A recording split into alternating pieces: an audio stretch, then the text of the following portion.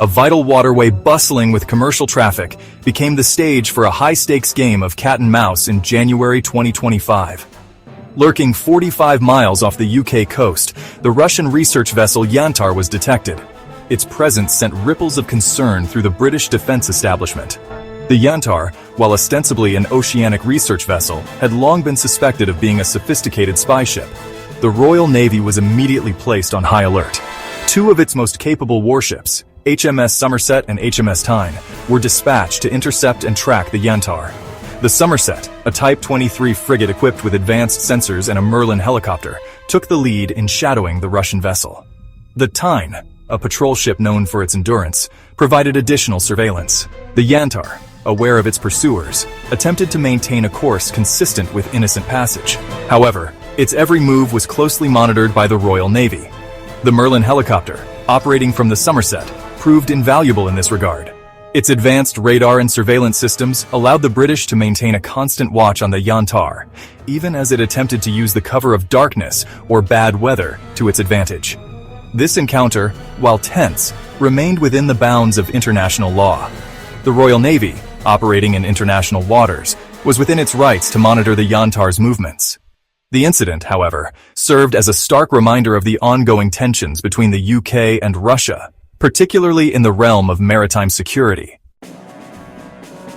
The Royal Navy, a force with a long and distinguished history of safeguarding British interests at sea, has been tasked with a new and challenging mission, countering the threat posed by Russian espionage activities in UK waters. In recent years, there has been a marked increase in the activities of Russian naval vessels, including submarines and spy ships, in the vicinity of critical UK infrastructure, particularly undersea cables that carry vital communications and internet traffic. The Royal Navy has responded to this challenge with a combination of traditional naval power and cutting-edge technology. Warships such as the Type 23 frigates, equipped with advanced sonar and anti-submarine weaponry, have been deployed to track and, if necessary, deter Russian vessels from approaching sensitive areas.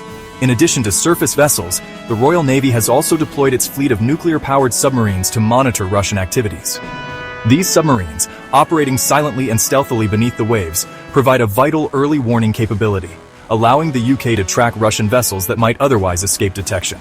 The Royal Navy's efforts are supported by a network of shore-based radar stations and maritime patrol aircraft. These assets provide a comprehensive picture of activity in UK waters, allowing the Navy to respond quickly and effectively to any potential threats. The UK is not alone in facing the challenge of Russian maritime espionage.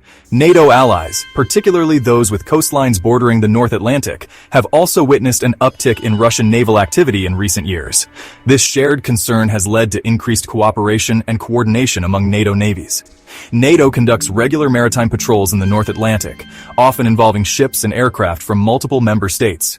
These patrols serve as a visible deterrent to Russian aggression, and also provide an opportunity for NATO navies to train together and improve their interoperability. In addition to patrols, NATO has also established a network of maritime surveillance and intelligence sharing mechanisms. This allows member states to share information about Russian naval activity, improving their collective awareness of the threat and their ability to respond to it. The UK plays a leading role in NATO's maritime security efforts. The Royal Navy is a major contributor to NATO's standing naval forces, which are multinational task groups that are available for immediate deployment to respond to crises. The January 2025 incident was not the first time the Yantar had raised alarm bells within the UK defense establishment. In November 2024, the vessel was detected loitering suspiciously near a critical undersea cable route off the coast of Scotland. This cable route carries vital internet and communications traffic between the UK and North America, making it a prime target for espionage or sabotage. The Royal Navy responded swiftly, dispatching HMS Tyne and HMS Catastock, another Type 23 frigate, to monitor the Yantar's movements. In a move that underscored the seriousness of the situation, the Royal Navy also deployed a nuclear-powered Astute-class submarine to the area. While submarines are typically used for covert operations, in this instance the decision was made to have the submarine surface near the Yantar, a clear signal to the Russians that their activities were being closely monitored and that the UK was prepared to defend its critical infrastructure. The Yantar eventually moved on from the area, but continued its surveillance activities further south, off the coast of Ireland. This incident highlighted the challenges posed by Russian maritime espionage, as well as the lengths to which the UK and its allies are willing to go to protect their interests. The Yantar, while officially designated as a research vessel, is equipped with a sophisticated array of surveillance equipment and submersibles, making it more akin to a spy ship. Its primary mission is believed to be the gathering of intelligence on undersea infrastructure, including cables, pipelines, and other installations. The Yantar is equipped with a variety of sonar systems, both hull-mounted and towed, which allow it to map the seabed in high resolution.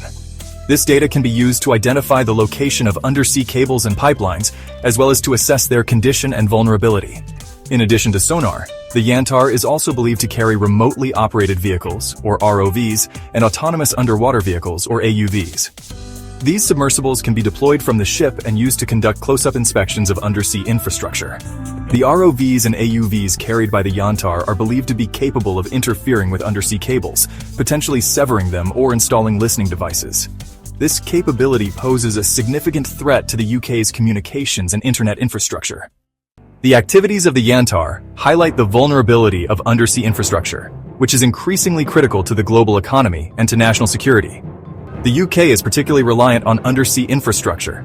The island nation is connected to the rest of the world by a network of cables and pipelines that crisscross the seabed. Any disruption to this infrastructure would have a severe impact on the UK's economy and its ability to function. The UK government has recognized the importance of protecting undersea infrastructure and has taken steps to improve its resilience. The UK's concerns about the Yantar and other Russian vessels are not merely hypothetical. There is growing evidence that Russia is actively engaged in efforts to sabotage undersea infrastructure. In recent years, there have been a number of unexplained incidents involving damage to undersea cables in the North Atlantic and elsewhere. The UK, given its reliance on undersea infrastructure, is particularly vulnerable to this threat. Faced with the growing threat posed by Russian maritime espionage and sabotage, the UK has strengthened its ties with its NATO allies and has adopted a more assertive posture in its own waters. The UK government has made it clear that it will not tolerate any infringement on its sovereignty or any threat to its critical infrastructure. Vessel Yantar is currently in the North Sea, having passed through British waters. Let me be clear. This is a Russian spy ship used for gathering intelligence and mapping the UK's critical underwater infrastructure.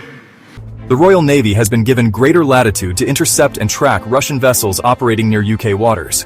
The rules of engagement have been adjusted to allow Royal Navy ships to take a more proactive stance, warning off Russian vessels and, if necessary, using force to protect UK interests. The UK has also imposed sanctions on over 100 Russian vessels suspected of being part of Russia's Shadow Fleet, a network of vessels that engage in espionage and other illicit activities. These sanctions are designed to make it more difficult for these vessels to operate and to send a clear message to Moscow that its actions will have consequences.